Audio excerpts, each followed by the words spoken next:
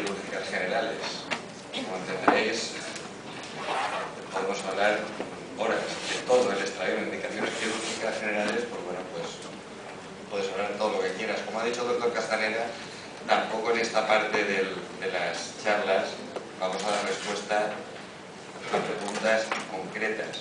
Entonces he intentado hacer una planificación de la charla de tal forma que con lo que vayamos diciendo aquí tengamos un enfoque de cómo pasar paso a paso hasta conseguir el objetivo final, que es obtener buenos resultados, que puede ser conseguir la visión binocular, puede ser quitar la diplopia, puede ser una función estética.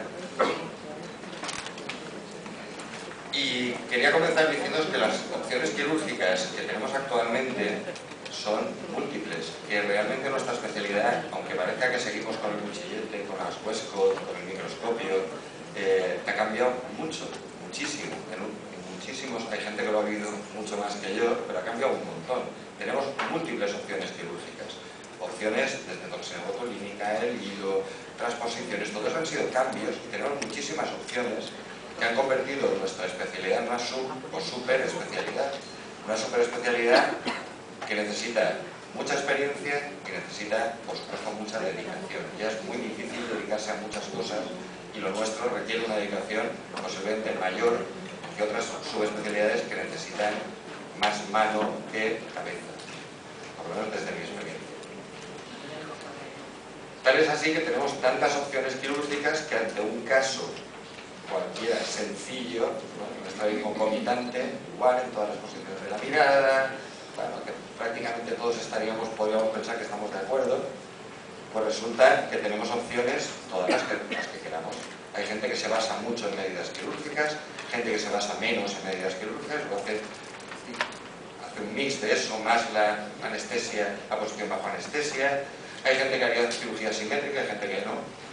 Hay gente que utiliza procedimientos de retrogrese y otra gente que utiliza cirugía bilateral, cirugía del hilo o retrocesos para debilitamientos de los músculos horizontales. Hay gente que planifica una cirugía y luego ya veremos qué pasa con el vertical y oftalmólogos que prefieren hacer todo de golpe. Hay gente que prefiere cirugía precoz o algo más tarde, y todo esto sobre el mismo caso. Podríamos estar hablando 5 personas sobre el mismo caso y no ponernos de acuerdo. ¿Y todo esto por qué? Pues porque cuando tenemos una catarata y la quitamos. Cuando tenemos una membrana epiretiniana, está la membrana y la quitamos. Y en el estrabismo tenemos un trastorno neurosensorial en el que influyen muchísimas cosas y nosotros estamos intentando arreglar tocándole los músculos. Es decir, no estamos yendo al origen del problema. Y como no vamos al origen, tenemos muchas vías para llegar a una solución que puede ser adecuada por muchas vías. Por lo tanto, diferentes opciones de tratamiento, unas con más ventajas y menos inconvenientes, son las que cada uno va a decidir que va a utilizar para finalmente realizar un procedimiento quirúrgico. Por lo tanto, es muy importante que ante la diferente variedad de opciones quirúrgicas que tenemos, primero, conocerlas. Y si no las conocemos, pues evidentemente no podremos realizarlas. Conocerlas, y muchas veces no solo conocerlas, sino también probarlas, ¿vale? Aunque metodológicamente a lo mejor no se nos ajusta demasiado a nuestros esquemas, pero muchas veces merece la pena el que no utiliza toxina decir, bueno, voy a probar, a ver. Es decir, muchas veces es conocerlas y probarlas. Las cirugías de las miopías, de la miopía magna, por ejemplo, ha salido hace poco, relativamente poco. Es decir, hay técnicas que hay que conocer y para eso hay que leer y hay que estar actualizándose. Y conocer el mecanismo de acción. Que no solo conocer la técnica de una forma mecánica, sino también qué pensamos conseguir con cada técnica y por lo tanto con ello vamos a planificar una cirugía. Más cosas. Es muy importante conocer la anatomía, muy importante.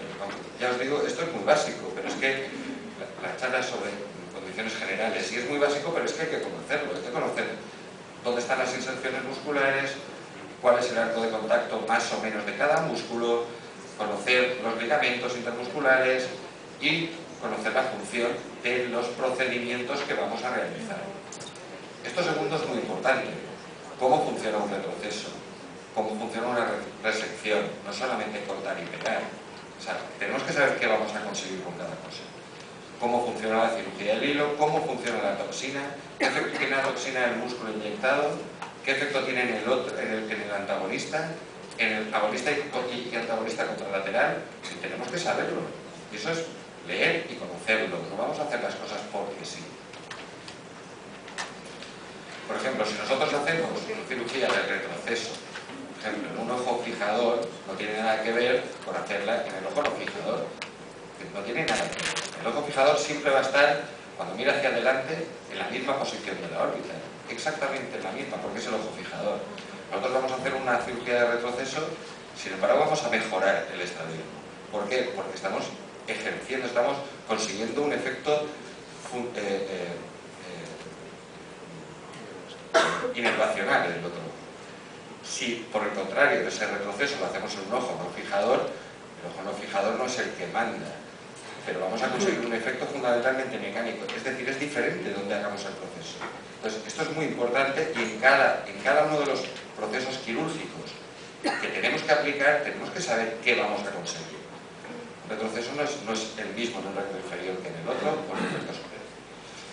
Y la gente, y muchos que usan cirugía bilateral, pues van a conseguir efectos tanto inervacionales como anatómicos. Además, tenemos que saber que podemos jorobar algo, es decir, la iatrogenia. La iatrogenia es muy importante, tanto anatómica, porque vamos a dejar cicatrices, mínimas pero las vamos a dejar, y por supuesto llevar muchísimo cuidado con la carúncula y el pliegue semilunar, que es fundamental para la estética facial después. Y iatrogenia funcional. Nos podemos pasar de retrocesos, de resecciones, vamos a crear alteraciones, restricciones, déficits duccionales, y todo esto lo tenemos que saber antes de meternos a hacer una cirugía. Sabiendo todo esto y teniéndolo en la cabeza, todavía no os he dicho nada que seguramente no conozcáis, pero son cosas que tenemos que saber. ¿Qué tenemos que hacer? Ya el doctor Rodríguez ya os ha explicado algunas cosillas, pero bueno, son cosas muy generales y no podemos bajar mucho a cada caso particular. Fundamental la historia clínica, no voy a meterme mucho en la historia clínica, pero es muy importante la edad de aparición, si hay una causa conocida, como puede ser una hipermetropía o un traumatismo, si hay ambliopías, si hay cirugías previas, y antes de ponernos a explorar, pues evidentemente observar al paciente y podemos sacar mucha información hablando con él, ver cómo tiene la cabeza, si hay un tortícolis, si tiene nistagmus, si alterna mientras habla con nosotros, si es un niño o un adulto, si va cambiando, si hay asimetrías faciales. Luego pasaremos a la evaluación sensorial, tanto monocular como binocular, agudeza visual y funciones binoculares, y por último, la función motora. Pero todo esto de antes no hay que saltárselo, no hay que ir al paciente a explorar directamente conforme a la consulta. Tenemos que no perder, utilizar nuestro tiempo en conocer la historia, conocer la sensorialidad. Es decir, todo esto hay que hacerlo y nos va a dar mucha información. La parte motora, pues buscaremos las limitaciones, veremos las vergencias, las ducciones. Y luego importante ver los cambios en el ángulo, las incomitancias, según la fijación, aparte de haber hecho las ducciones y las versiones, ver si hay cambios con la fijación y luego los cambios con la disociación, es decir, si existen divergencias disociativas. Por lo tanto, al final, después de todo esto, haremos un diagnóstico. Este es el tipo de estrabismo en esta persona que tiene esta edad, que tiene ambliopía, que tal, y elaboraremos con lo que ya sabemos, nos hemos estudiado y conocemos de la anatomía y de la función, estableceremos un plan quirúrgico. Plan quirúrgico que puede cambiar poco normalmente, pero puede cambiar, y luego os hablarán de ello, yo no voy a hablar, en el quirófano. Y puede cambiar según la posición de los ojos bajo anestesia general y con determinados test intraquirúrgicos que vamos a realizar. Bajo anestesia tendremos fundamentalmente, son las fuerzas pasivas, los factores anatómicos los que van a definir dónde va a estar cada ojo, y eliminamos gran parte de las fuerzas inervacionales. Con los test pasivos, fundamentalmente el test de deducción pasiva, que ya lo conocéis, el test de elongación, que son test que hay que tener siempre en mente y que hay que tener experiencia, y la experiencia se coge haciéndolos. En todos los casos más fáciles, creo que hay que coger la pinza, hay que coger el músculo, estirar y conocer cómo va. Y eso establece una relación al final entre la mano y el ojo y la mano y el músculo. Y se coge. Y finalmente, otro tipo de test, que es el Springback Test, que también van a hablar de después, yo no voy a hablar de él, pero que nos da cierta información, bastante información, sobre la anatomía y elasticidad al final de la cirugía. Yo lo utilizo bastante, fundamentalmente en los divergentes, cuando termino, y es un test que para mí va muy bien y también hay que hacerlo. Y si todo esto lo hemos hecho bien, al final, lo normal es que hayamos hecho muy bien las cosas y quede muy bien. Y yo tenía un compañero que me decía, nunca mientes cuando terminas la cirugía. Entonces, si has hecho todo lo que has hecho, has explorado, has hecho los test durante la cirugía, lo has hecho todo, lo has estado en consulta, has estado en quirófano, al final de la cirugía te quitas el paño y los ojos están donde les dé la gana. Entonces, si todo lo has hecho bien, al día siguiente estará bien. Si miras y le ves una Exo de 40, te acojonas, duermes fatal, estás muerto de miedo, lo pasas. Y al día siguiente, si todo lo has hecho bien, está de puta madre. Entonces, mi consejo, a lo mejor el consejo de otro es diferente.